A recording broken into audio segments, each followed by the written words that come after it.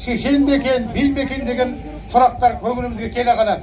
Әрине оның астарында да үлкен мән бар. Ал одан кейін де сол уақыттарда, қиын кезеңдерде өзінің қанатына қалып, жан-жағын біріктіріп, ақыл ойымен, парасаттылығыменен ағайындарын, ел жұртын қасына ерткен, қанатына қалған, қиын кезеңдерден алып шыққан үлкен ақыл ойлы парасатты біздің Райымбекұлы Текей бабамыз. Бұл сонысыменен, ақылдылығыменен, парасаттылығымен, елге қамқорлығыменен сол уақытта ел арасында көзге көрінген, атаққа ие болған. Екінші, отбасы ошақ қасы шаңырақ астындағы оның өнегелі, халыққа деген өнегелері. Оның бәйбішесіменен анамыз, Нұрлы деген анамызбенен әлемнің төрт қарасынан парасаттылығы айтылады бұл жерде. Нұрлы анамыз Әтенбек Байшағырды тапқаннан кейін көп уақытқа дейін бала көтермей арасы ұзап кетеді. Сонда анамыз ешкімнің қолынан келмейтін, екі баласы жетіп қарайып қалса да өзінің қосағасына, о қосағасы, сен бір төсек жаңартпасаң болмайды ау, менің де уақытым жақындап қалды, уақыты өтті дегенде Текей атамыз, ай бәйбіше, мына екі қарайғанымыз аман болса жарамай ма? Екі қатын қалғанның үйінен дау кетпес деген, оны не қаламыз деп жаңағы көзінің парасаттылық ойын айтады. Содан кейін де Нұрлы анамыз түс көріп қайта сөзін қозғағанда, ай осы не қаламыз деп сөзін басып тастайды. Ол уақыттарда енді көшпелі уақыт, мал шаруашылығымен күнелтіп отқан бір-екі айдан кейін жұрт жаңартып, өрісін жаңартып, оттығын молайтып, екінші жерге көшіп жатады.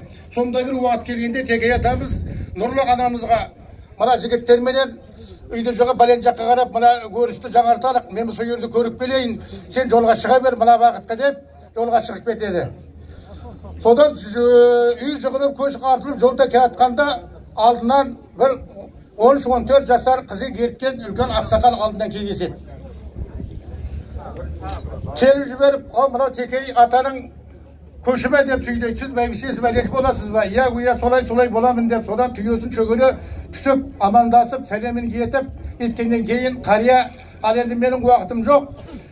Мына қасымдағы қыз баланы Текейге аманат етуге келдім. Сонда саған аманат үшін тастаймын. Осыны кәмелетке толы өз қолыңмен қосасың деген әңгімесін айтады. Бұрында да түсінде көріп жүрген, талай ой мазалап жүрген парасатты анамыз сөйерде түсінеді де, ойпырмай қата, мына жолда келе атырмыз, көштің үсті болды ғой, енді қайдер екенбіз, сіз тележан ұсынып отырсыз, бір қонақ асың жейтін деп, жоқ шырағы, мен асықсызбын деп апмай, онда мына көшке керек батқан бір ақтайлағымыз бар еді, ең болмағанда соны жетелеп кетіңіз деп, қоярда қоймай, соған жетектетіп жібереді. Азғана уақыттан кейін артынан Текей атамыз келеді, содан кейін барлық жағдайда келеді, алдымыздан бір абыз қарт келіп, мынаны аман етеді. Осы менің түсімде көргендей бір жағдайлар болып атқанда, үлкен парасатты, аржағы ақылы мол Текей атамыз қаяққа кетті деп түсінеді де, соның артынан шауып жөнеледі. Барса тайлақ жайылып жүр, ата жоқ. Текей бабамыз түсінеді, ай бұл тегін адам емес қой, тегін жағдай емес қой, елге келеді. Мінекей осындай өмір етіп, сол бұл анамыздың ата еліне келгенше ақтайлақ балдары болып келетін. Негізінде Қаған бике деген, Қалдан бике деген аты солай екен. Сол Қалдан бике анамыздан Мамыртай Жақау әнет дейтін 3 ұл көреді. Мінекей, сол өзінің азаматының келешектегі ұрпағының жайылып, тамырының тереңдеп, жапырағының жайылын ойлаған анамыз солай 5 балаға өз күнігіне дейін 3 ғасырға дейін жел болып келген Текей деген атаққа ие болып күні бүгінге дейін мінекей қызықтап, кеңесін тұрғызып, қызықтап жатырмыз. Оғынан болғай. Енді бұл жерде басқа әңгіме көшіп қояр, Текей ата кім деген желіменен елгері сөз созатын болсақ, балдары ері жетеді, бәрі де тату тәтті, күндердің күнді ойлап жүргенде Әтенбек пен Байшағыр бәрі бірге жүреді, Мамыртай Жақау әнет үшеуі. Осы біздің нағашыларымыз жылына келеді. Осы сендердің нағашыларын көрмейміз ай, кім екен дейтін бұл сұрақтар туады арасында. Бұл сұрақтың өзінде де астында үлкен астарда мән жатыр. Ол балдардың да ақыл ойының кең екенін, осындай аңыздың кейінге қалатынын бір сабақта жүйеге келтіргендей. Содан бұл әкеге кестіледі. Әке, сұрақтарым орында бір мәні боларды, бір күні аңға жинақтарыңдар деп сөйлейді. Балдарын аңға жинақтап, су суандарын алып жолға шығады. Жолға шыққаннан кейін кестірлік әдемек Байшағыр, бай әке, біз бұрынғы жақ емес, бір терісті жаққа кетіп баратырмыз ғой деген әңгімесін айтады. Шырақтарым бұл жақты да бір көріп қайталық деп. Содан кешке дейін жүріп, әбден шаршап, кешке бір уақытта, балдарым, анау қыраттың басына шығып келіңізші, не көрінер екен деп жіберсе, балдарым мәз болып айқайлап, қолын бұлғап отырса, төбенің астында киіз үй, қасында астында уақмар жайылып жүргенін көреді. Кер осыған күнде шоқпақ, осы үйге түнеліп деп, балдарын кертіп, Текей бабамыз сол үйге келеді. Келсе, үлкен қосағасы менен бір бәйбішесі қасында қарақазан қайнаулы ошақтың басында, қаптанында шайне қайнаулы барлық үйдің жып-жылы бір отырғандығын көреді. Төбеден алаңдасып, барлығы шайын ішіп, шайын ішкеннен кейін шаршаған балдар жатып қалады. Олар өздерінше әңгіме құрып, содан табақ піседі. Табақ піскеннен кейін Қыдыр атамыз бәйбішесіне мына 3 табақ жаса, екекіден бөліп деп сүйдейді.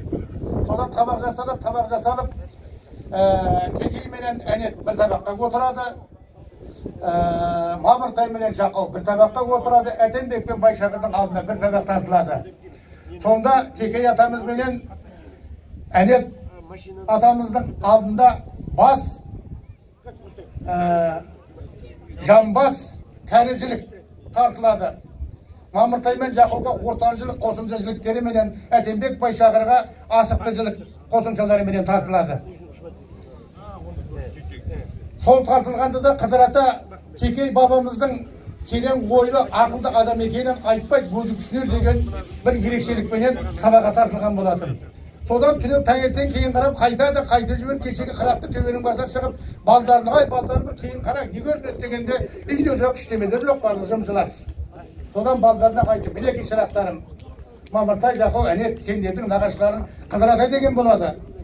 Әтенбек пен Байшағыр сендер енді сұрамаңдар, енді түсініңдер түндегі Қыдыр ата төлеп шыққандарың деп әңгімесін жалғастырады. Енді жолда келе жатырып, бұл жаңағы табақтың тартылу мәселелерінің ерекшелігін түсіндіреді. Сонда бас қаржылық Текей атамыздың өзі бас болып, басында аталып, Бестекей аталуы мінекей соның ишараты. Өмір жасы өзінің қасиеті күні бүгінге дейін 3 ғасырдың астында және ілгері кете бермек, соған дейін кәжіліктің салынуыменен пайымдайды. Енді ортанжылықпенен тағы басқалары Мамыртай, Жақау, олардың сондай елдің ортасында ағайын жұртың осында беделі ортасында беделі асқақ, мал жаны көтеріңкі сондай беделдерін жоғалтпайтын ұрпақ болады деп пайымдаған екен. Енді Әтенбек Байшағырға асықтышыл дейтін бір көркемшілігі бұл жігіттердің сұлтаны, өнерлі би, ақын, сондай өнерлі адамдар болып өсе деген екен. Соған қарайтын болсақ, сол пайымдауға күні бүгінге дейін дәл келген сияқты. Мінекей жаңағы айтылып отқан Текей атамыздың ұрпағымен бірге оның тұқымдарының барлық биде, батырда түгел болса біздің қазақта не бар солы болады деген оны өздерің білесіңдер. Маяның көзі адам көрмеген би, оның тұқымы кешегі Бәймембет баласы осы Маңғыстау елінің ұрпақтарын тәрбиелеу жөнінде, білім алу жөнінде орыс халқыменен келісіп, олардың төлейтін төлемдерін, налогтерін азайтуға келісіп келгенде, әрине түсінбеушілікпенен балдарымызды кәпір қылды деп ортамызда түсінбеушілікте болған. Төлеп сірә өздеріңіз білесіңдер, қаншама рет жауға шауып, бұл елін қорғағандығы белгілі. Өзінің ажалынан үлкейіп барып, өзінің жолындағы бақилық болды. Оның баласы Мәмбетнияз бірнеше жыл бойына бітпеген, ешқандай билердің айтуына көнбеген, сондай қиян-кескі арасындағы дауды тек қана бір сәтке сақал сипар дейтін билікпенен тәмамдаған. Міне құдірет қайда. Соның сол сақал сипау күні бүгінге дейін ұрпақтарға жетіп, үлкен маңызды, философиялық маңызы бар үлкен кәдімгі дәрежеге айналды. Мінекей ұрпақ. Ал енді жаңағы ортажылыққа салынған орта белден жүреді дейді Мамыртай мен Жақауымызда ешқандай көзі күні келген ұрпақтарын таратып. Жақаудың өзі адам көрмеген батыр, үстіне киген сауыты екі адам көтере алмайды дейді. Ал оның да ұрпақтары Тұңғатар мен Қарақұлақ батырлар әлемге әйгілі шежірелікте жазулы. Енді Әтенбек пен Байшағыр жаңағы айтылып отқан би де өнердің барлығы шығар деген біздің қазақ халқының ішінде, оның ішінде адай елдің ішінде 7 атасына дейін тізбектелген, 7 ұрпағына дейін тізбектелген би жоқ. Әтенбектен бастап, Әтенбектің өзі Ерсекілбеде жазылған, содан бастап өзінің Абыз баласы менен, Есенжан баласы менен, кешеде Абыз Тіленген атанған Тұл Орынбор Россияның ішінен өрін алған, шин алған, солармен жалғасып 7 ұрпаққа дейін жалғасқан. Көріпкел бақсылары, сары бақсы, қара бақсы дейтін көріпкелдеріміз, немесе кешеге Балдай Көшкін қызы, кезекті уақыттарында бақындырмай, ешкімге сөз бермей, сол уақыттарда ақындардың, адайдың алтын тұғырлы ақын бұлбұл деген атаққа ие болғанда қарадай. Мінекей осындай айта берсе әрине көп, уақыттарында қалмай. Осындай дәрежемен келген. Мінекей Бестекей. Бір кей уақытта өзім мақтанам. Бұдан бір 10-15 жылын бір аузыма сөз түсіп, бір жазбаларымда жазып қойған екенмін. Текей жөнінде. Адайдан берге тамыз келін берді, мұғалдың бәйін беті алда берді. Одан да бері таман жақындасақ, тұқымы асыл туған райын берді. Одан да бері шықсақ Бестекейміз, адайда ат шыққан ертекейміз. Мамыртай Жақау өнет шу болса, Әтенбек Байшағыр деп есептейміз деген бір сөздерім бар екен. Мінекей сол айтқандай сол сөз күні бүгінге дейін жетіп отыр. Енді сөздерді тұжырымдап айта келсек, садақа дейтін сөзді естейміз, бәленге садақа салды, апырмай сөйтіп екен дейміз. Оп-оңай айтылатын зат. Ал егер оның астарына үнетін болсақ, оны ұйымдастыру, асты өткізу, олардың барлық материалдары менен қамтамасыз ету, ас жүйесі айналып келгенде қаржыға тап болады. Енді біз кітаптан оқимыз, шежірелерден оқимыз, бұрынғы үлкен қарттардан естиміз. Біз қазақтың ортасында Атымтай Жомарт дейтін сөздерді әр жерден ғана еститінбіз. Енді бүгін ойлап қарасаң, бауырлар, біздің тек қана осы Текей ұрпақтарының ішінде бірнеше ондаған Атымтай Жомартымыз бар екен. Қарасайшы, қазір мен соларды атап айтуға рұқсат етіңіздер, егер көзім жетіп жатса мына жерден.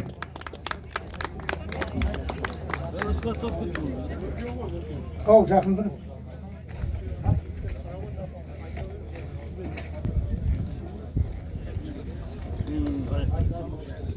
Біз жерде жаңағы айтылып отқан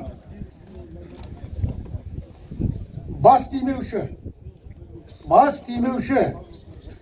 бұл мына кесенені тұрғызуға 10 миллион қаржысын бөлген өздерінің аттарынан. Бұл Қазақша Сәлеу Амангел дейтін ағамыздың ұрпағы, баласы. Көріп тұрсыздар ма? Міне қайда жатыр Атымтай Жомартымыз.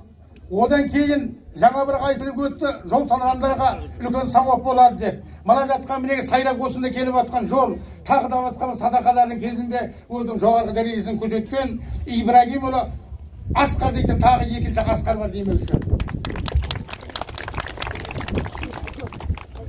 Үшінші мінекей тағы Кеңесұлы Асқар дейтін бар, 1 миллион төлеген. 1 миллион. Одан кейін барлық руларын айтып атқан жоқпын. Бәрі таниды ғой. Асанғалиев Айболат Жауынбайұлы дейтін бар, 1 миллион бөлген. Момырып Қуаныш Амантайұлы дейтін бар, 1 миллион бөлген. Оспанның балалары Берік Серік дейтін жігіттері бар. Және үлкен әрі жаңағы материалдарды бөліп әкелген. Өз қаражаттары менен. Сағынбайұлы Тоқсанбай дейтін бар, 800 мың ақша төлеген. Енді көшуде тағы бір нететін мектеп берген ұлы Ұзақ дейтін жігіт бар. Осы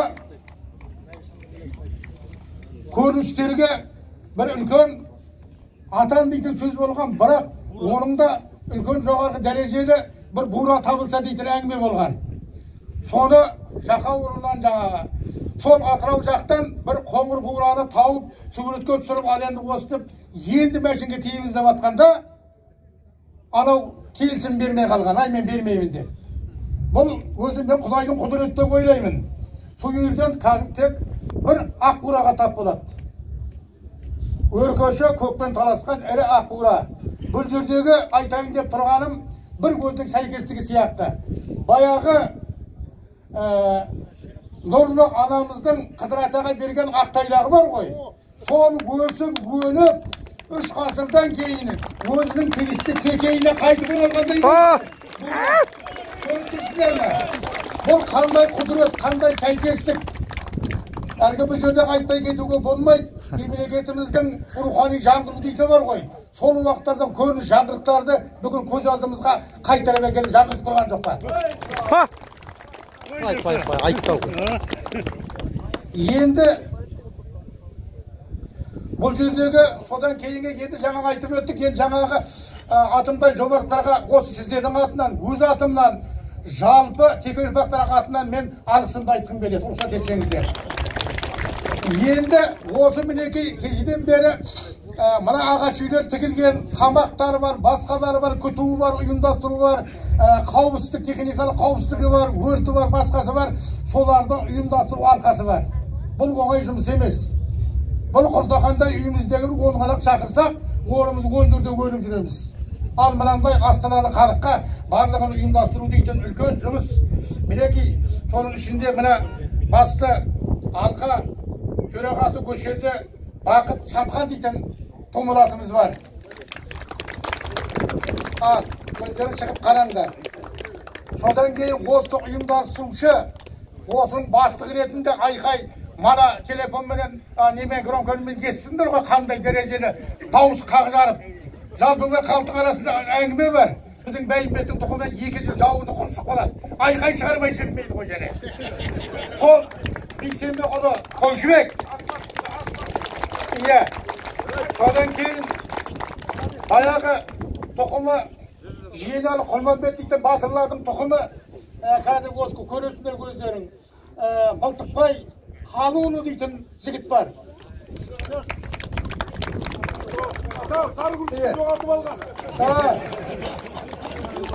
Мінекі жалғастырып оқылып берейін. Батыршай Мұрат дейтін бар. Жүсіпов Жұмабек дейтін бар.